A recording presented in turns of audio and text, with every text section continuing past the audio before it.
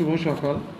আজকের আলোচনা যে what are the danger signals of COVID infection.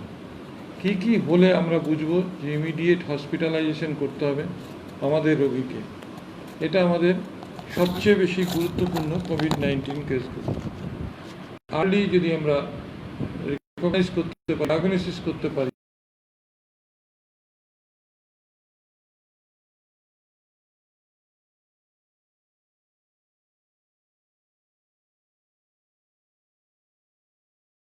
COVID-19 এমন একটা রোগ যে রোগটার 80 to 80% রোগী অ্যাসিমটোমেটিক থাকে এবং তাদের খুব একটা কিছু ক্ষতি হয় না, নর্মাল, তারা আবার র্যাপিড রিকভারি হয়। এই রোগটার এটাই খুব ভালো গুণ। 13 থেকে 15% রোগীর দরকার হচ্ছে সামান্য চিকিৎসা। এই হসপিটালে গেল একটা অ্যাজিথ্রোমাইসিন ট্যাবলেট বা প্যারাসিটামল এর একটা কোর্স, অ্যাজিথ্রোমাইসিনের একটা কোর্স, ভিটামিন একটু খেলো, এই গরম জলে একটু কুলকুচি করলো, একটু গরম জলে 4 বার যদি কুলকুচি করে 4 বার একটু গ্রিন টি বা ভেষজ টি, বা যাদের সেটারও সামর্থ্য নেই তারা সাধারণ টি, একটু আদা, গোলমরিচ, সিনারামন, দারচিনি বা লেবুর রস দিয়ে খেলো, 2 একদিনের মধ্যে রিকভারি হয়ে গেল। তাহলে 95 to 97% মোটামুটি এমনিতেই কভার করা যায় বা কন্ট্রোল করা যায়। তারা রোগ ছড়াবে সেটা ছেড়ে দিন, অসাবধানতাবশত, কিন্তু তাদেরকে কিন্তু রিকভারি করে, তাদের কোনো ম্যাসিভ ক্ষতি হয় না। কিন্তু বাকি যে 2-3% এদের মধ্যেই যত মরবিডিটি, মর্টালিটি বেশি, বিশেষ করে যারা 65-60-এর উপর, যারা ইমিউনোসাপ্রেসড, যারা ডায়াবেটিসে ভুগছেন, বিশেষ করে হাইপারটেনশন। এই হাইপারটেনশনের সঙ্গে আবার রিলেশনশিপ ফিমেলদের বেশি, ফিমেলরা 20%-এর অধিক, মেলরা 20% হাইপারটেনসিভ পেশেন্ট।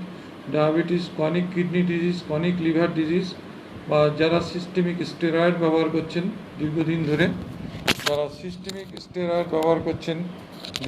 ধরে, তাদের একটা সমস্যা ইমিউনোসাপ্রেশনের। যারা সেডেন্টারি হ্যাবিটস, যাদের ক্যান্সারের ওষুধ খাচ্ছেন দীর্ঘদিন ধরে, এই সমস্ত লোকেরা হচ্ছে আমাদের কাছে ভালনারেবল। এই সমস্ত লোককে, এল্ডারলিকে আগে আমাদের কভার করতে হবে।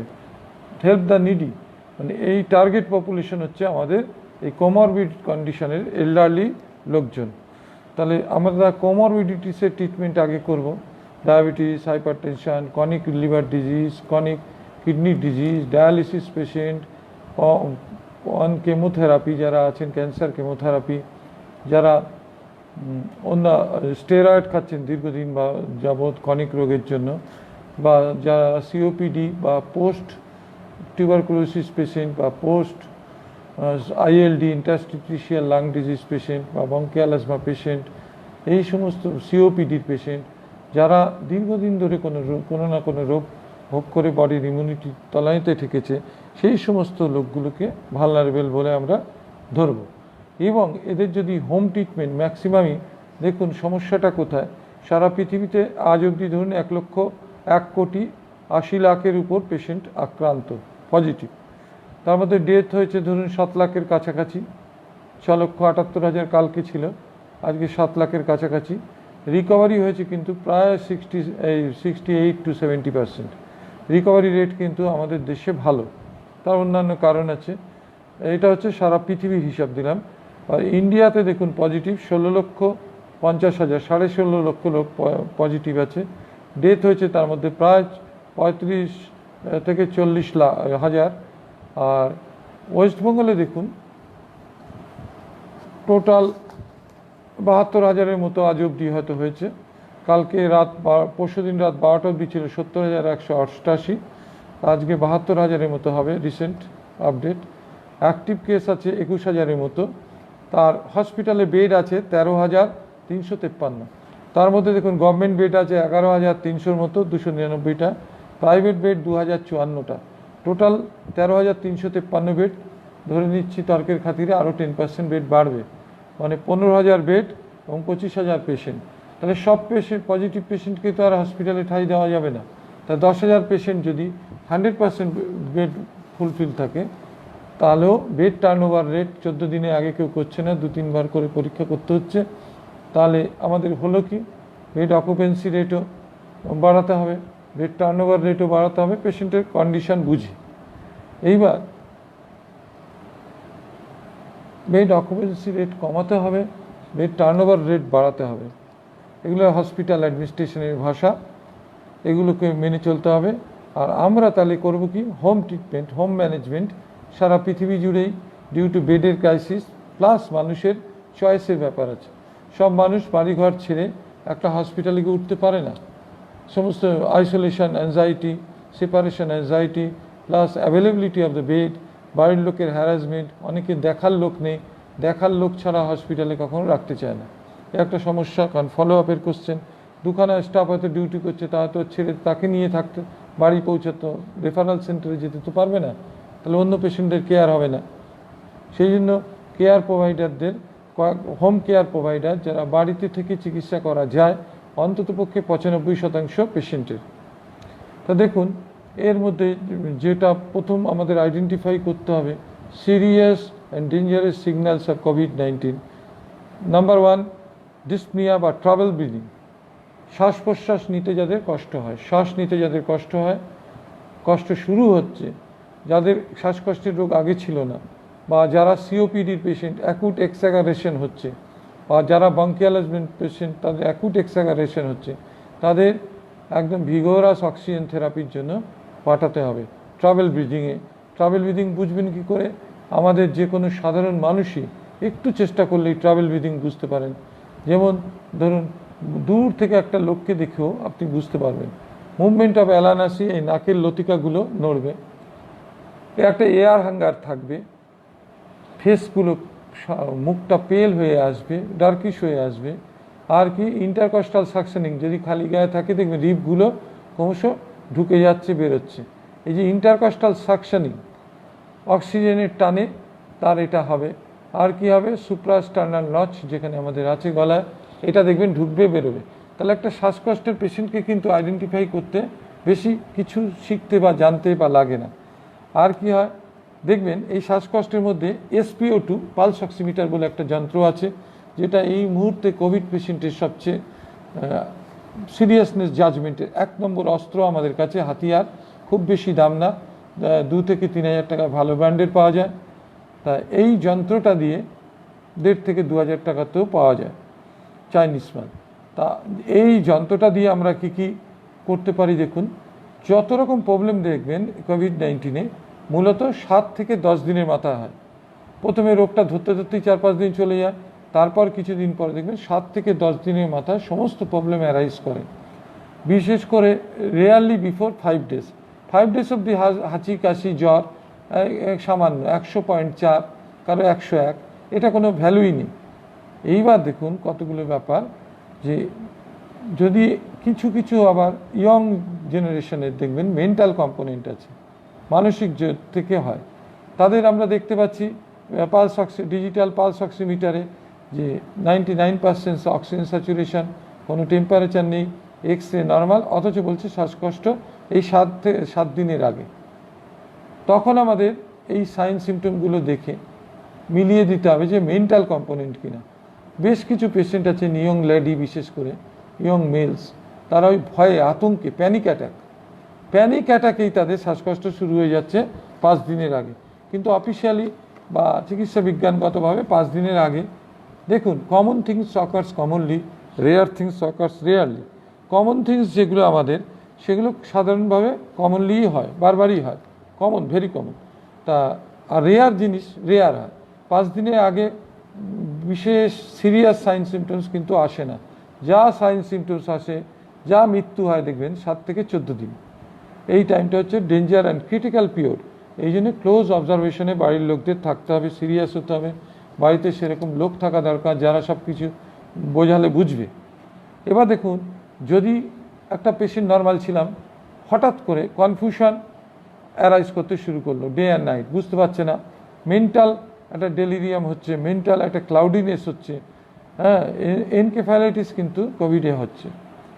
যেহেতু এটা ব্লাড ব্রেন ব্যারিয়ার ক্রস করতে পারে এই ভাইরাস ইনফ্লেম মেনিনজিসকে, সেহেতু এটা কিন্তু এনকেফ্যালাইটিস এনকেফ্যালোপ্যাথি কিন্তু কোভিড-19 হচ্ছে। সেজন্য কনফিউশন হচ্ছে কিনা, ডেলিরিয়াম হচ্ছে কিনা, কনভালশন হচ্ছে কিনা, অল্টার্ড সেন্সোরিয়াম, এই মানসিক এটার কোনো পরিবর্তন আসছে কিনা এগুলো দেখতে হবে, বা সবসময় ড্রাউজি বা সারাদিন রাত ঘুমিয়ে আছে কিনা, ইনঅ্যাবিলিটি টু জেগে থাকছে কিনা। এর দুখানা রেডিয়াল এবং আলনার দুটো আর্টারি সাপ্লাই আছে, সেহেতু এটা ধরে নেওয়া হচ্ছে যে সবচেয়ে বেস্ট সার্কুলেটেড ফিঙ্গার। সেহেতু মিডিল ফিঙ্গার আমরা নেব এবং পালস অক্সিমিটারটাকে একটা জায়গায় রাখবো, রেখে যাতে এটা হ্যাং না করে, যাতে এটা প্রেশারটা হয়, যাতে সেন্সরের লাইটটা ঠিক জায়গা মতো লাগে। বড় নখ রাখলে, নেল পেন্ট করলে, নেল পালিশ করলে বা আঙুল যদি ঠান্ডা হয় তাহলে কিন্তু এই রিপোর্টের হেরফের হবে। সেই জন্য আমাদের সিরিয়াস হতে হবে। এছাড়াও একটা ক্লিনিক্যাল পালস অক্সিমিটার ছাড়াও একটা ক্লিনিক্যাল সাইন আছে যে ফিঙ্গার টিপগুলো ব্লুইশ হয়ে যাবে, লিপস আমার ঠোঁট ব্লুইশ হয়ে যাবে, টাঙে সাইনোসিস পাবো, ব্লুইশ হয়ে যাবে, ফেসটা পেল হবে, ডার্ক হবে এবং ব্লু কালার স্টিঞ্জ পেতে পারি। সেন্ট্রাল সাইনোসিস হয় বলে, যেহেতু অক্সিজেন ডিফিউশন হয় না, কার্বন ডাইঅক্সাইড বের করতে পারে না, অক্সিজেন নিতে পারে না, এই লাং ইনভলভমেন্ট হয়ে গেলে সেই জন্য এটাও একটা ডেঞ্জারাস সাইন। এটা হলে হাই ফ্লো নাজাল ক্যাথেটারাইজেশনের মাধ্যমে অক্সিজেন দিতে হবে। বা last but not list is ventilation. 1% patient needs ventilation, 2% patient needs oxygenation and ICU care. That is 3 to 4% তারাই ক্রিটিক্যাল যাবে, তাদের মধ্যে মৃত্যু ঘটবে। বাকিরা কিন্তু 80% অ্যাসিমটোমেটিক ঘুরে বেড়াচ্ছে, রাস্তায় সব কাজ করছে, তাদের কোনো এফেক্টই নেই। ব্লাড প্রেশার নেক্সট হচ্ছে ব্লাড প্রেশার 90/60 কম হয়। কারণ বেসলাইন ডাটাটা দেখতে হবে। আমার জীবনে আমি তখন প্রথম এমবিবিএস পাস করে 92, 93, 94 সালে 93-94 আমি নকশাল বাড়িতে ছিলাম। সেখানে একটা সোদপুরের ভদ্রমহিলাকে দেখেছিলাম, অ্যাডাল্টকে, যে 50/30 হচ্ছে তার প্রেশার।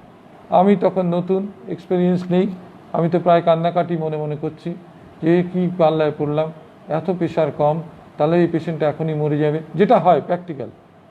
তারপরে আমি পড়াশোনা শিখে এই অভিজ্ঞতার মাধ্যমে দীর্ঘ এই 25-30 বছর এখন বুঝতে পারি যে কনস্টিটিউশনাল, কেউ 200/100 প্রেশার নিয়ে ঘুরে বেড়াচ্ছে, সব কাজ করছে, তাদের ব্রেন অ্যাডজাস্ট করে নিয়েছে, সমস্ত অর্গান অ্যাডজাস্ট করে নিয়েছে কোলাটারাল সার্কুলেশনের মাধ্যমে, তারা ওষুধ না খেয়েও ভালো আছে দেখছি, 70-80 বছর কাটিয়ে দিচ্ছে। হয়তো লাস্টের দিকে একটা স্ট্রোক হচ্ছে, সেটা ছেড়ে দিন।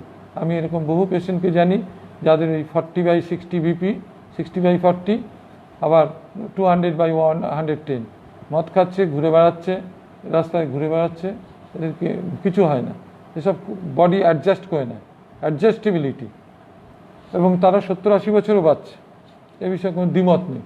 ন্যাশনাল অ্যাভারেজের চেয়ে বেশি বিনা চিকিৎসা। আর কি হতে পারে, পারসিস্টেন্ট পেইন আর প্রেশার, আপনার মনে হবে বুকের মধ্যে যেন কেউ 25 কিলোর বাটকারা দিয়ে দিয়েছে, এত চাপ, চেপে ধরবে, অপারেশন, এরকম একটা পরিস্থিতি হতে পারে। বুক চেপে ধরছে বা বুকে ব্যথা হচ্ছে, সেটা আমাদের চিন অবধি আসছে বা বাঁ দিকের হাত অবধি যাচ্ছে, একে অ্যাঞ্জাইনা পেক্টোরিস বলে। এটা ইসচেমিক হার্ট ডিজিজ, রক্তে নালীর ব্লকেজ আসছে, এরকম একটা সাইন দেয়। এটা সিরিয়াস ইভেন্টস, ইসিজি করতে হবে, করে ডাক্তার দেখাতে হবে। কার্ডিওলজিস্ট হলে ভালো হয়, এমডি ফিজিশিয়ান হলেও হবে, বা এমবিবিএস ভালো ডাক্তার, বিএইচএমএস ভালো ডাক্তার, বিইউএমএস ভালো ডাক্তার, বা বিএএমএস ভালো ডাক্তার, বা গ্রামীণ চিকিৎসক যারা ঠিকঠাক জানে বোঝে, এক্সপিরিয়েন্স 30-40 বছর ধরে প্র্যাকটিস করছে, এরম লোকও কিন্তু চিকিৎসা করে হিসেবে আমি দেখেছি নিয়ে চোখে। এবার দেখুন আর একটা খুব খারাপ জিনিস হচ্ছে, ইয়ং জেনারেশনের মধ্যে স্ট্রোক হচ্ছে। এএমআই বেশ কিছু ইনসিডেন্টস ভারতবর্ষে তথা পৃথিবীতে পাওয়া গেছে, ইয়ং জেনারেশনে স্ট্রোক হচ্ছে। 30 বছর 35 বছর বয়স, তার স্ট্রোক হয়ে গেল। সিভিএ, সেরিব্রোভাস্কুলার অ্যাক্সিডেন্ট, হার্টে স্ট্রোক, ব্রেন স্ট্রোক, যেটা বলছিলাম, স্ট্রোক মানে দু জায়গায় হতে পারে, আমাদের কমন লেম্যানের কথাই বলছি। এদের আর একটা কী হতে পারে, হাইপক্সিক ইসচেমিক এনকেফ্যালাইটিস বা এনকেফ্যালোপ্যাথিস, তা দিয়ে ডিলিরিয়াম, কনফিউশন, নেক রিজিডিটি সব কিছু আসতে পারে। এটাও একটা সিরিয়াস ইভেন্ট। নিউরো মেডিসিনের ডাক্তারের সহায়তা প্রয়োজন, বা মেডিসিন এমডি ফিজিশিয়ানের প্রয়োজন, বা এমবিবিএস। আবারও সেই কথা যে কোনো মেডিকেল গ্র্যাজুয়েটস যাদের বুদ্ধি টুদ্ধি ভালো, যারা পড়াশোনার মধ্যে থাকেন, তারা চিকিৎসা করতে পারেন। কাউকে পারবেন না এমন কোনো কথা আমাদের মেডিকেল কাউন্সিল অফ ইন্ডিয়ার ডাইরেকশানে নেই। তার জন্য বহু এমবিবিএস ডাক্তার দেখবেন এক্সপিরিয়েন্স অপারেশন করে বেড়াচ্ছেন পশ্চিমবাংলা তথা ভারতবর্ষে। এটা কোনো ব্যারিকেড নয়, নাম রেজিস্টার্ড, আমি পারি, ব্যাস, দ্যাটস এনাফ।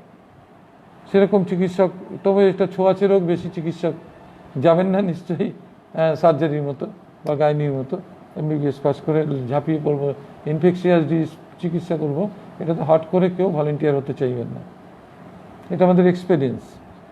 এবার দেখুন কতগুলো জিনিস। কোভিড যদি হোম ম্যানেজমেন্ট করতে চান, বাড়িতে আপনাকে কি কি জিনিস রাখতে হবে। একটা ভালো পালস অক্সিমিটার, রেপুটেড কোম্পানি হলে ভালো হয়, বা একটা ভালো ডিজিটাল বিপি। ডিজিটাল বিপির সুবিধা কি? 5% প্লাস মাইনাস আছে সমস্ত জিনিসেরই পৃথিবীতে, সমস্ত machine, instrument, human error, instrument error, procedural error, এগুলো একটা পার্সেন্টেজ থাকবেই, এরও আছে।